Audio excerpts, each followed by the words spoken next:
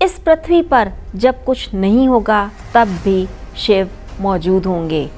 जब इस पृथ्वी पे कुछ नहीं था तब भी शिव ही मौजूद थे। भगवान शिव अनादि अनंत, जिनका ना कोई ओर ना कोई छोर, हर तरफ केवल महिमा भोलेनाथ की, तभी तो उन्हें देवों के देव महादेव कहा जाता है। ऐसे कई अवशेष हमें प्राप्त हुए जिसमें भगवान शिव की पूजा करने को प्रमाणित किया गया। तो शिवलिंग, नंदी की प्रतिमा को पाया जाना इसको प्रमाणित करता है।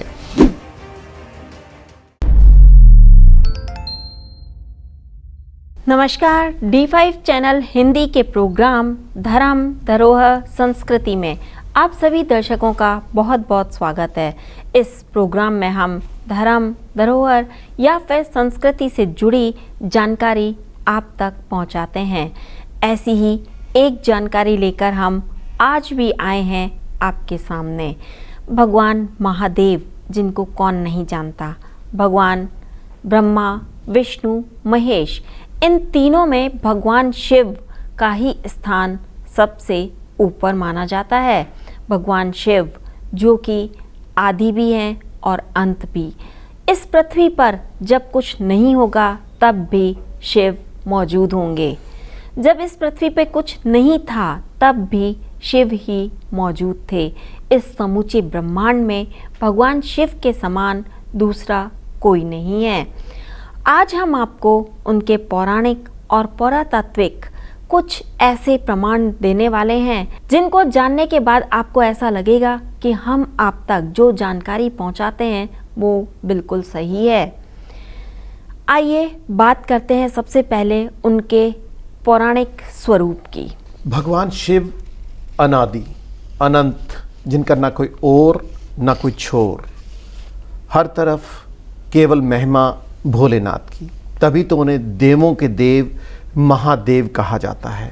भगवान शिव को महाकाल की उपाधि से भी अलंकृत किया जाता है। काल यानी कि समय, और समय की बात करें तो महाकाल यानी कि भगवान शंकर। भगवान शिव के पुरातात्विक प्रमाणों की बात करें तो सबसे पहले जैन तीर्थंकर यानी कि 24 में जैन तीर्थंकर महावीर का जन्म 599 ईस्वी पूर्व माना जाता है, और महावीर के 250 वर्ष पहले भगवान पार्श्वनाथ का जन्म हुआ था, और भगवान पार्श्वनाथ के समय में भी भगवान शंकर यानी कि देवों के देव महादेव के पूजन की जानकारियां आज भी मौजूद हैं।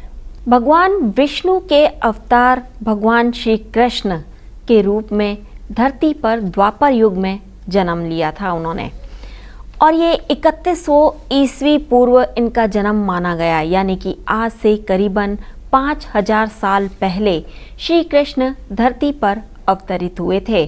उस समय भी भगवान शंकर का पूजन किया जाता था।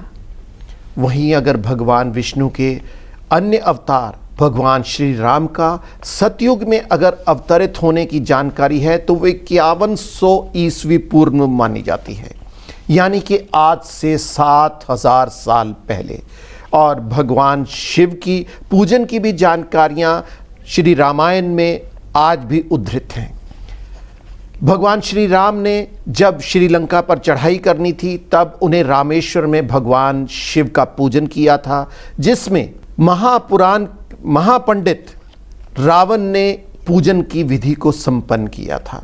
रावण एक महान प्रकांड पंडित भी थे, इसी कारण उन्होंने भगवान शिव के पूजन को की रस्मों को पूर्ण करने में अपना योगदान दिया। इतना ही नहीं, महादेव का पूजन और रावण की पूजन की बातें बहुत कहानियों में, रोचक प्रसंगों में आज भी विद्यमान है, क्योंकि रावण भगवान शिव का एक अनन्य भक्त भी था।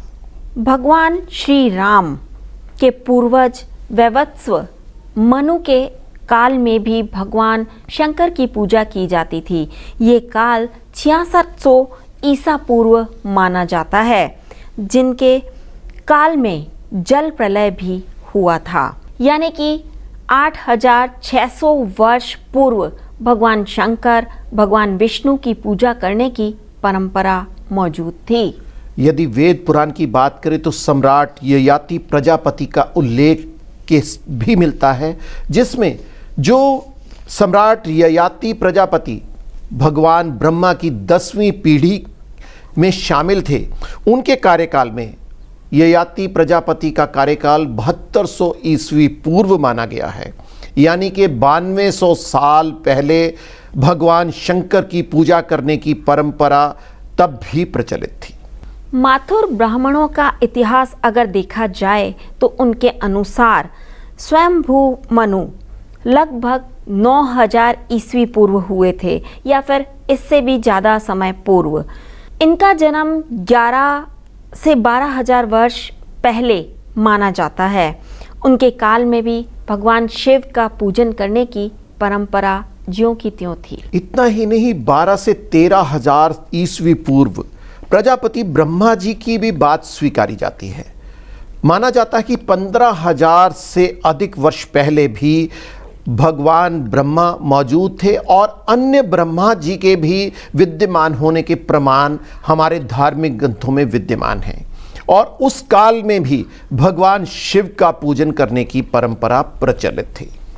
16,000 ईस्वी पूर्व के काल को यदि देखा जाए, इसके पौराणिक इतिहास को देखा जाए तो उस वक्त भगवान नीलवराह का अवतार अवतरित हुए थे और उस वक्त यानी कि 18,000 साल पहले भी भगवान शिव की पूजा की जाती थी वराह रूप में।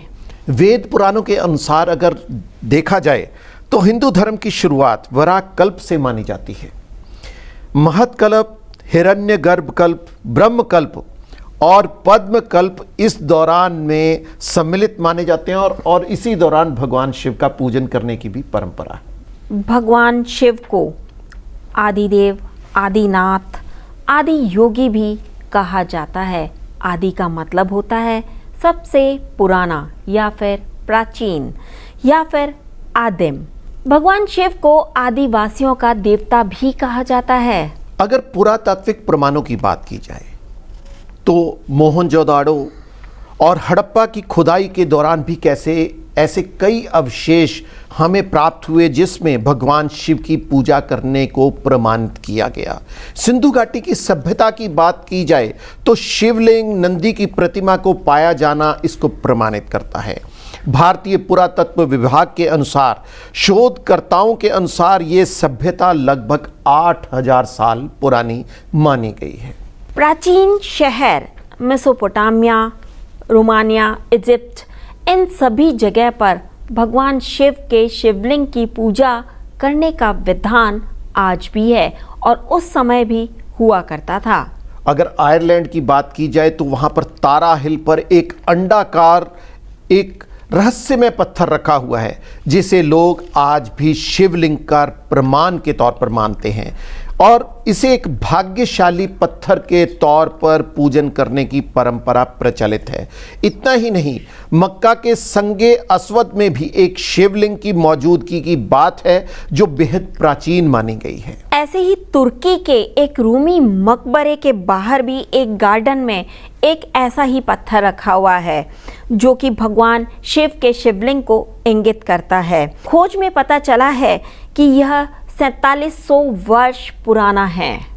भारत में हजारों पुराने सैकड़ों शिवलिंग, सैकड़ों ही नहीं अनगिनत, जिनकी संख्या शायद पूर्ण ना हो पाए, उनके बारे में भी जानकारी मिलती है। भारत व अन्य पड़ोसी राज्यों में भी 12 ज्योतिर्लिंगों में प्राण प्रतिष्ठित शिवलिंग इसका एक उदाहरण मात्र है। अरब के मुशरिक, यजीदी, सूबी और इब्राहिमी धर्मों में भी शिव के प्रमाण मिलते हैं, यानी कि शिव के होने की छाप स्पष्ट रूप से दिखाई देती है। ईरान को प्राचीन काल में पारस्य देश के नाम से संबोधित किया जाता था और इसके निवासी अत्रि कुल के माने गए थे। अत्रि ऋषि यानी कि भगवान शिव के परम भक्त, जिनके पुत्र का नाम था दत्तात्रेय, और अत्रि लोग ही सिंधु पार करके पारस चले गए थे और उन्होंने ही यज्ञ का प्रचार वहां शुरू किया था और ईरान में आज भी बड़ी संख्या में भगवान शिव के शिवलिंगों का मिलना इस बात को प्रमाणित करता है। वेदों के रचना काल की बात करें तो उनकी शुरुआत 4500 ईस्वी पूर्व की गई थी और उनमें भगवान शिव के पूजन का उल्लेख भी बहुत मिलता है। ऐसे ही मान्यता के अनुसार हिंदू धर्म की एक शाखा ऐसी थी जिसमें भगवान शिव की पूजा प्रमुख हुआ करती थी। वेदों में इस बात का बहुत ही ज़्यादा उल्लेख मिलता है। अगर हम अपने धार्मिक ग्रंथों, पुराण, वेद, अन्य ग्रंथों की बात करें तो सभी में भगवान शिव के नाम की जानकारी मिलती है और उनकी महिमा का गुणगान किया जाता है। यानी कि आज से हजारों नहीं हजारों वर्षों से ही भगवान शिव की परंपरा, पूजन करने की परंपरा आज भी विद्यमान है, जिसके प्रमाणिक और पुरातात्विक प्रमाण हमारे सामने विद्यमान है। भगवान शिव, जिनको कि हम आदि कहते हैं, जो कि इस ब्रह्मांड में, समूचे ब्रह्मांड को अपने में समाये हुए हैं, जिनका ना कोई अंत है, ना कोई ओर है, ना कोई छोर है और ना ही कोई शुरुआत है। भगवान शिव के बारे में ये जानकारी आपको कैसी लगी, हमें कमेंट बॉक्स में ज़रूर लिखिए। साथ ही D5 चैनल हिंदी सब्सक्राइब करना ना भूलें। अब मुझे, वंदना को और मुझे प्रदीप शाही को इजाज़त दीजिए। इस तरह की रोचक प्रसंग के बारे में जानकारी पेश करने की हम कोशिश निरंतर जारी रखेंगे। धन्यवाद। नमस्कार।